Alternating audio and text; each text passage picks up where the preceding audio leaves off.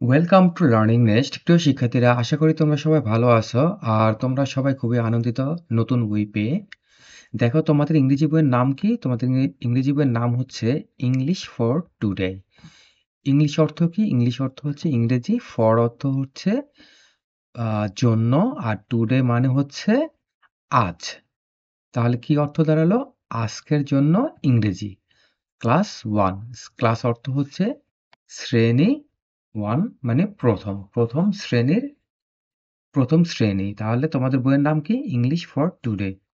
আমি তোমাদের এই ইংরেজি বইয়ের সবকটি অধ্যায়, সবকটি লেসন নিয়ে পূর্ণ আলোচনা করব। তোমরা আমার প্রতিটি ভিডিও একটি একটি করে দেখে নিবে। তাহলে আমরা চলে যাই আমাদের মূল আলোচনায়, ইউনিট ওয়ানের লেসন ওয়ানে। আজকের পর্বটি ইউনিট ওয়ান লেসন ওয়ান নিয়ে। তবে মূল আলোচনা যাওয়ার পূর্বে আমি তোমাদের বইয়ের কনটেন্টস নিয়ে কথা বলবো। হ্যাঁ, তাহলে আমরা চলে যাই কনটেন্টস পেজে। আর ইংরেজি শেখার জন্য প্রিয় শিক্ষার্থীরা, আমার তোমাদের কাছে দুইটি পরামর্শ। সেটা হচ্ছে যে তোমরা সবসময় প্রতিটি শব্দের বানান করে পড়বে আর বানানগুলো মুখস্থ করে ফেলবে।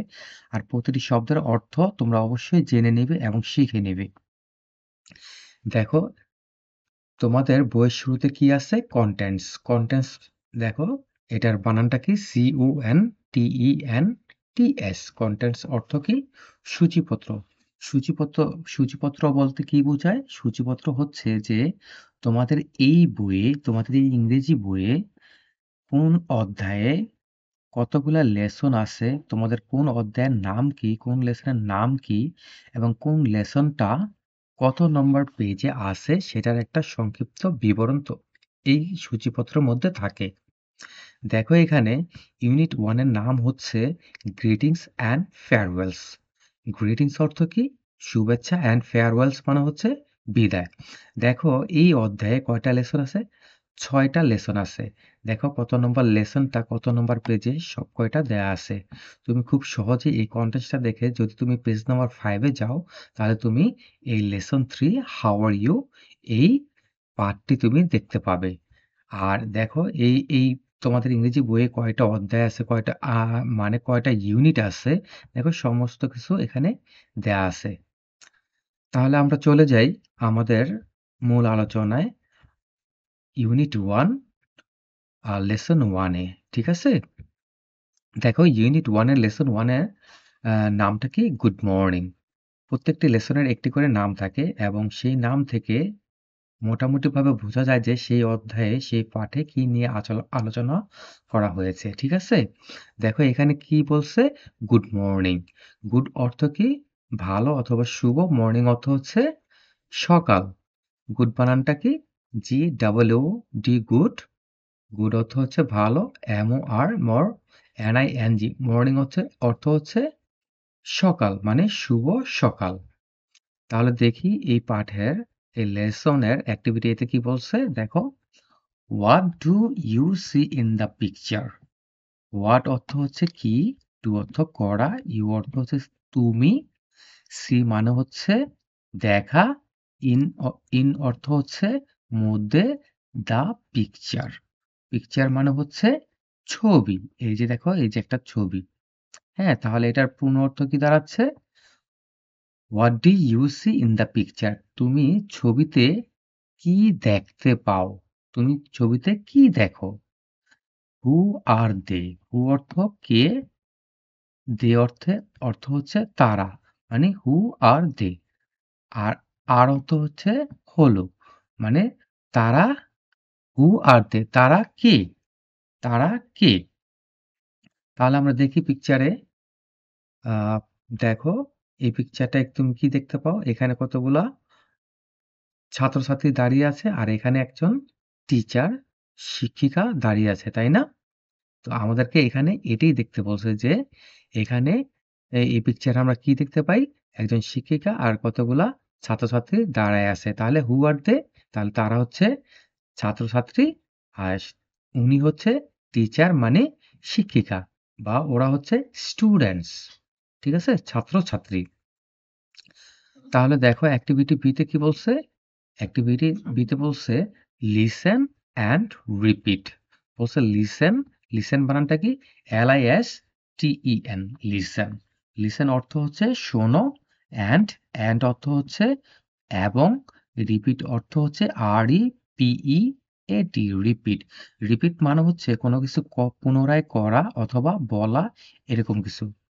ঠিক আছে? ইন কোরাস, কোরাস মানে হচ্ছে সমবেত হয়ে, মানে একসাথে হয়ে। ঠিক আছে? বলছে listen and repeat in chorus. তাহলে শোনো এবং পুনরায় করো বা পুনরায় বলো ইন কোরাস, মানে সমবেত হয়ে। তারপর দেখো কি বলছে? দেন। দেন অর্থ হচ্ছে তারপর।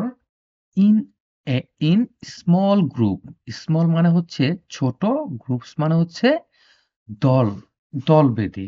গ্রুপ হচ্ছে একটা গ্রুপ, যেমন ২ থেকে ৩ জনের একটা গ্রুপ। এরকম যদি ৩-৪টা গ্রুপ থাকে বা একের বেশি গ্রুপ থাকে তখন সেটাকে কি বলে? গ্রুপস। তাহলে কি বলছে? তারপর in a in small groups, তারপর ছোট ছোট গ্রুপে, অ্যান্ড এবং ইন্ডিভিজুয়ালি। ঠিক আছে? ইন্ডিভিজুয়ালি মানে হচ্ছে তুমি নিজে বা একজন করে, প্রত্যেকে। ঠিক আছে? I N in DIVIDUALLY, individually মানে প্রত্যেকে এক একজন করে, একে একে, হ্যাঁ, সেটা শুনবে এবং পুনরায় বলবে অথবা করবে। তাহলে কি প্রথমে সমবেত হয়ে মানে সবাই একসাথে হয়ে, তারপর গ্রুপে দলে দলে সেই যে তোমরা যে সবাই যে একসাথে থাকবে সমবেত হয়ে, সেটা থেকে ভাগ ভাগ হয়ে যাবে। ভাগ হয়ে দলে দলে সেটা গ্রুপ তৈরি করবে। হ্যাঁ? ছোট ছোট দল তৈরি করবে। তারপর সেই দল থেকে আবার প্রত্যেকে নিজে নিজে একা একা একজন একজনে করে সেটা সেটা পুনরায় করবে। তারপর দেখো এখানে কি বলছে? Good morning. ঠিক আছে? গুড অর্থ ভালো, শুভ। মর্নিং অর্থ হচ্ছে সকাল। গুড মর্নিং অর্থ হচ্ছে শুভ সকাল। তারপর আবার কি বলল? গুড মর্নিং, শুভ সকাল। হ্যাঁ? তারপর কি বলল? How are you. How are you অর্থ কি? হাউ, হাউ অর্থ কেমন, আর ইউ, ইউ অর্থ হচ্ছে তুমি, মানে তুমি কেমন আছো। তারপর আবার কি বলল? হাউ আর ইউ, তুমি কেমন আছো? তারপর দেখো তোমাকে যদি যখন কেউ জিজ্ঞেস করে তুমি কেমন আছো, সেটা ইংরেজিতে কিভাবে বলবে? হাউ আর ইউ, তুমি কেমন আছো? তারপর যখন তোমাকে কেউ তুমি কেমন আছো জিজ্ঞেস করে তখন তুমি উত্তরে কি বলো? আমি ভালো আছি। তাহলে সেই আমি ভালো আছি এটা বলতে গেলে তোমাকে কি ইংরেজিটা বলতে হবে? I am fine. I am fine, আমি ভালো আছি। ফাইন অর্থ হচ্ছে ভালো, ভালো। ঠিক আছে? আই অর্থ হচ্ছে আমি, এম অর্থ হলো। ঠিক আছে? মানে আমি, আমি ভালো আছি। থ্যাংক ইউ, ধন্যবাদ তোমাকে। থ্যাংক অর্থ হচ্ছে ধন্যবাদ, ইউ অর্থ হচ্ছে তোমাকে। দেখো থ্যাংক বানানটা কি? THANK, থ্যাংক ইউ, ধন্যবাদ তোমাকে। যখন তোমাকে কেউ প্রশ্ন করবে যে তুমি কেমন আছো, তখন তুমি তাকে যখন উত্তর দিবে যে আমি ভালো আছি, তখন সেটার সাথে সাথে ধন্যবাদও দিতে হয়। যেমন ধন্যবাদ তোমাকে। ঠিক আছে? এটা হচ্ছে ভদ্রান্তি। তারপর দেখো আবার কি বলছে? আই অ্যাম ফাইন, আমি ভালো আছি। থ্যাংক ইউ, ধন্যবাদ তোমাকে। দেখো এই যে এগুলা কি করতেছে? রিপিট করতেছে। ঠিক আছে? এটাকে কি বলে? দেখো একবার গুড মর্নিং, আবার গুড মর্নিং। তো পুনরায় আবার কিন্তু গুড মর্নিং বলছে। এটার মানে কি? এটাই হচ্ছে যে রিপিট, রিপিট। ঠিক আছে? পুনরায় সেটা করা বা বলা। How are you, how are you, মানে একবার হাউ আর ইউ বলছে, আবার সেটা পুনরায় সেটা বলা হয়েছে। I am fine, thank you. I am fine, thank you. দেখো এটা যেখানে যেটা বলছে সেটা আবার এখানে রিপিট করছে। ঠিক আছে? তারপর দেখো অ্যাক্টিভিটি সি তে কি বলছে? লুক। লুক অর্থ কি? দেখা অথবা তাকানো। LOOK, look.